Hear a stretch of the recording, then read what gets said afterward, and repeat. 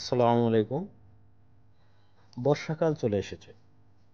নদী বা বিলের পানিতে নামলেই সবার মাথায় একটাই চিন্তা, যোগ ধরবে না তো? যোগকে ভয় নয়, আসলে এর উপকারিতা জেনে নেই। একটি যোগ 2 থেকে 15 মিলি রক্ত শুষতে পারে, আর সেই সঙ্গে মুখ থেকে এক ধরনের লালা মিশিয়ে দেয়, যাতে হিরোডিন, কেলিক্রেন, কেলিনের মতো কিছু উৎসেচক থাকে। হিরোডিন রক্ত জমাট বাঁধতে বাধা দেয়, কেলিক্রেন রক্তনালী প্রসারিত করে রক্ত প্রবাহ বাড়ায়।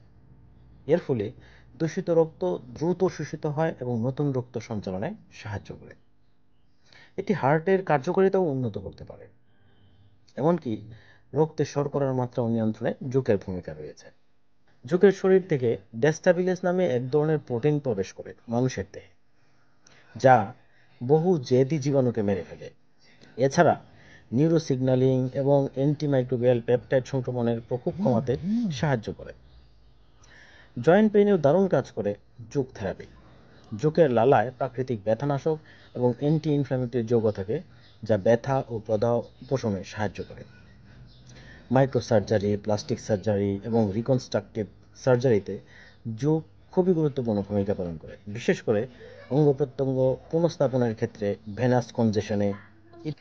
কিছু গবেষণায় ইঙ্গিত পাওয়া গেছে যে অন্যান্য ওষুধের পাশাপাশি ক্যান্সার রোগীর শরীরে যকৃতের লালা প্রবেশ করালে স্তন, মেলানোমা, ফুসফুস এবং প্রোস্টেট ক্যান্সারের প্রকোপ কমাতে সাহায্য করতে পারে।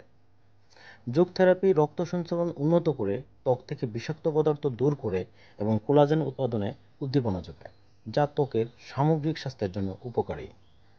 তবে যোগ থেরাপি একটি বিশেষজ্ঞ তত্ত্বাবধানে হওয়া উচিত। ধন্যবাদ। ভালো থাকবেন।